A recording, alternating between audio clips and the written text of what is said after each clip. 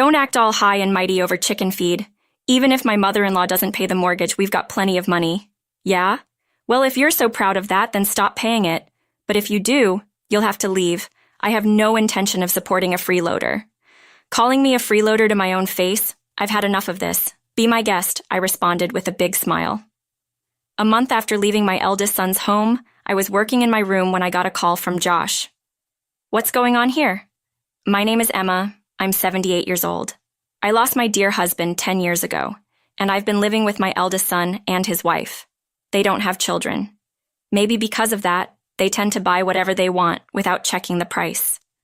While my husband was alive, things were okay, but after he passed, their spending got out of hand and they ignored me when I cautioned them. One day, they decided to renovate the house.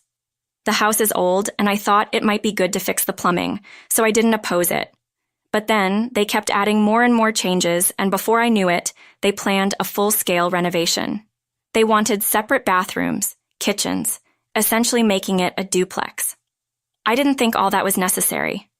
Since we moved in, I've never seen Ava cook in the kitchen, and I do all the cleaning, every room, toilet, and bathroom. Even with 2 kitchens, I'd still be the one making meals, and I can't imagine them cleaning the bathrooms or toilets themselves. I shared my thoughts, but AA insisted they'd handle household chores if we separated. I wondered why I go through all this trouble and expense, but once they get an idea, they don't listen. Since I also plan to live here for a long time, I didn't want to hear any regrets about what we should have or could have done, so I agreed to make it a duplex. Now I won't have to live into mother-in-law nitpicking. Living with parents is really bothersome. This will be less stressful even though I was nearby. They happily had that conversation between themselves. Finally, our 2-family home was complete. It felt spacious, especially because it was just me and my 3 children and my eldest son and his wife, who have no kids. Ava, my daughter-in-law, had claimed she'd handle housework and cooking. A week passed, and she hadn't lifted a finger. Come mealtime, they both strolled downstairs, practically demanding, "Where's the food?" She didn't bother cleaning either. While I was cleaning downstairs, she'd say, "While you're at it, clean upstairs too." During this time, Ava would be online shopping, and I could only assume more deliveries were on the way. Then Josh, my oldest son, chimed in, "Mom, I'll cover the living expenses. You handle the mortgage." The house was in Josh's name, and due to his numerous additions to the home, the mortgage was a whopping $300,000. I write for a living, but covering the mortgage would devour almost all my income. Still, I didn't protest, partly because I had some savings and also because I lived here too. I've been paying the mortgage so my eldest son and his wife, Josh and AA, could start saving a bit. But they just don't get it. All the money Josh makes goes straight to a shopping spree, not a dime saved. Josh works for a reputable company, but when I caution him about his reckless spending, he talks down to me. "Chill out, Mom. Unlike you, I actually make good money. I have more than enough." Ava, on the other hand, is a stay-at-home wife, but she leaves all the housework to me. She doesn't even bother to bring in the laundry. Just the other day, she told me it was raining and that I should bring in the laundry. She didn't lift a finger to help, just went back to her room. When dinner gets delayed, all they say is, "Isn't dinner ready yet? I'm starving," but offer no help. Honestly, it makes me wonder why we even decided to live as 2 families under one roof. I cook meals for 3 in the first-floor kitchen, and they eat it in the first-floor living room. They even use the first-floor bathroom and toilet like it's no big deal. At this rate, the second floor is merely a place for them to sleep. It's such a waste, you know? We renovated this house, and you're not using the second-floor kitchen, toilet, or bathroom. Ava, you're at home all day. How about you start cooking, cleaning, and doing the laundry? But we're family. You're always home too, mother-in-law. Can't you just do it for us as well? That's right, Mom. I'm the one paying for everything here. You don't get to complain. Sure, Josh is covering living expenses, but I'm the one paying the mortgage every month. I work from home, and I'm the one paying the mortgage. As soon as I say that, they laugh it off. You call that work? You don't make much, and the mortgage isn't even that big. You're making too big a deal out of it. After being told such things, I lost the will to argue back. One day, my eldest son and his wife returned home with arms full of bags from luxury brands. When I asked them why they bought so much, They said, "It's our anniversary today, so we splurged and bought everything we wanted. It's something we always wanted to do. You know how you see rich people in movies and TV shows going on shopping sprees for high-end goods? We got to treat ourselves and relieve stress once in a while." They laughed joyously. But the idea of grown adults past 40 going on a shopping spree for stress relief or out of some movie-inspired dream seems ridiculous to me. To me, their spending habits were outrageous, but no matter how much I warned them, they'd respond, "It's my money that I've earned, so I can spend it however I like," ignoring my advice. Despite me covering the whole mortgage, they treated me as if I were an obstacle. The thought of living with these two indefinitely was increasingly unbearable. Previously, my second son and his wife offered to live with me, but they have 2 kids in junior high school who will soon be facing exams. I didn't want to be a burden. I have a stable income and savings. Even if I need care later in life, I believed I could manage without imposing on anyone. So I started preparing to live alone. Making that decision lightened my mood. I stopped caring about what my elder son and his wife said.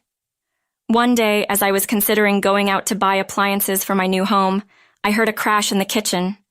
I rushed over to find Ava standing there, in charge of a broken teacup shattered at her feet.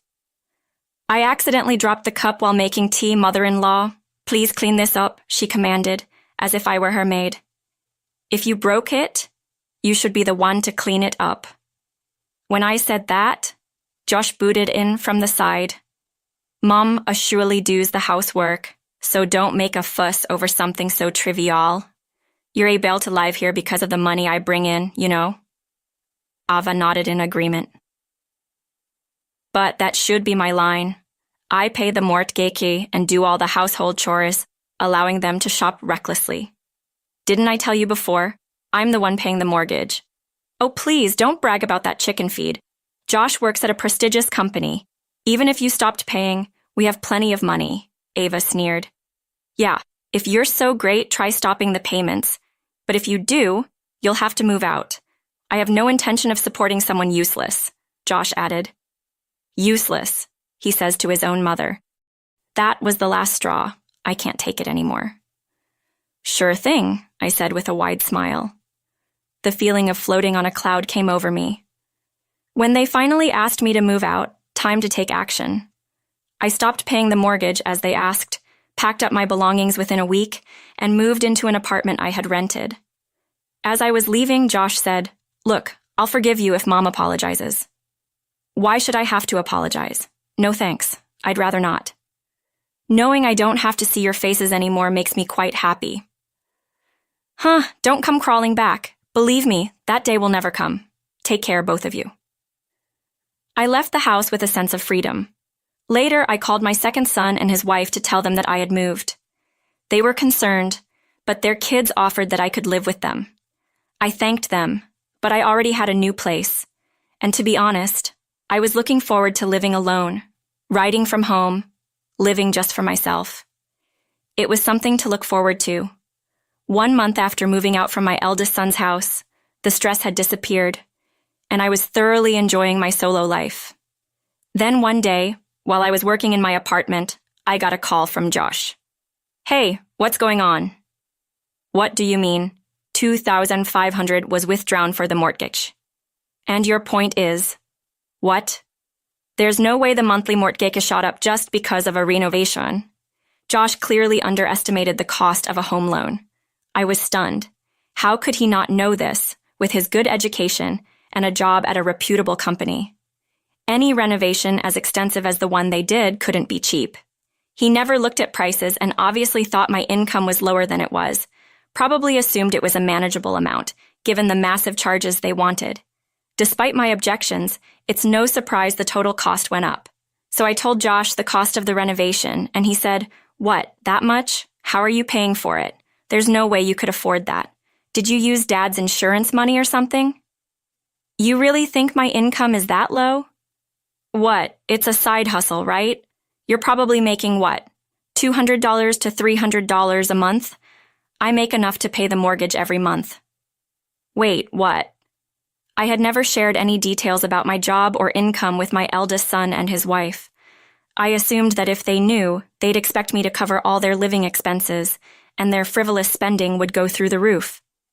But I was surprised by the $200 to $300 a month estimation. How can you pay the mortgage?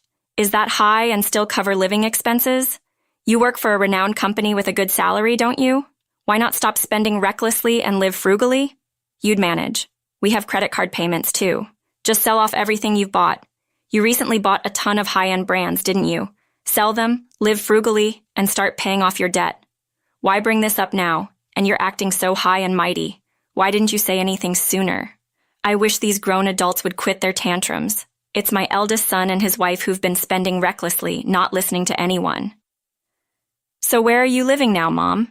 You're staying with my brothers, aren't you? No, actually, I've rented an apartment and I'm living there by myself.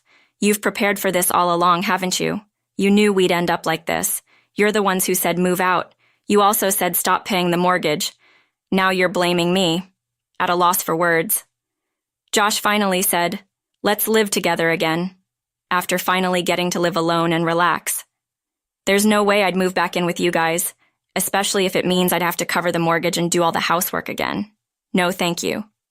Josh didn't have a response when I laid it all out like that. A few weeks later this time, a call came in from Ava, my mother-in-law. "Please come back home. The house feels so empty with just Josh and me. We really miss you." Her voice was unusually soft, almost whiny.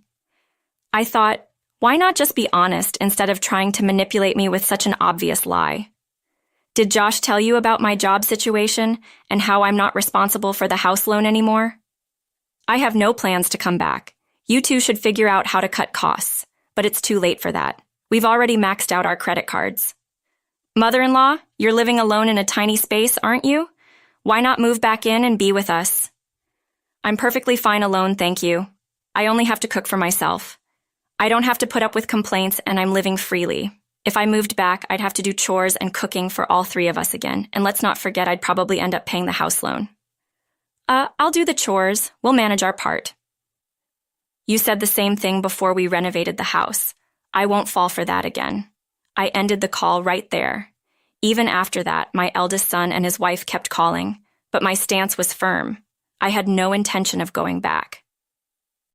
If I did, the same issues would just repeat. They were already eyeing my income and planning to use my money. Months passed and Josh called with an increasingly desperate tone. "If you don't come back, we'll have to sell the renovated house." To which I thought, well, go ahead and sell it then. That renovated house no longer contained any memories of my late husband. After I said, "Do as you wish," they eventually had to list the house because their debt kept piling up. I got an earful for not coming back, as if it was all my fault. However, they couldn't sell the house at their desired price. They had to significantly lower it to finally find a buyer.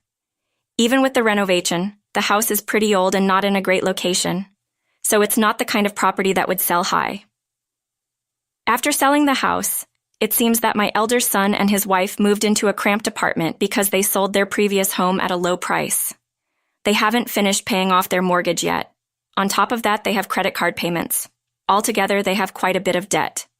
You'd think they would both buckle down to pay off the debt little by little, but instead, they argue every day, apparently all because of the debt.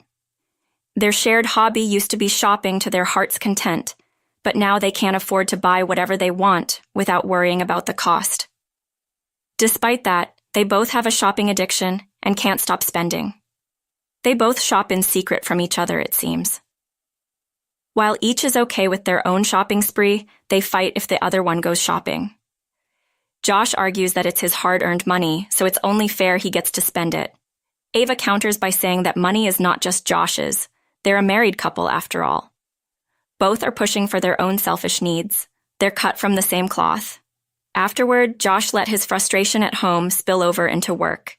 He started yelling at his subordinates every day and ended up getting demoted. Ava still contacts me for help. When I ask what she does all day, it turns out she's not even trying to work. She's just lazing around at home. Usually you'd think someone would try to work off their debt before asking for help. If you want my advice, it's this. Stop relying on others for everything and start taking action yourself. I sent Ava my final piece of advice.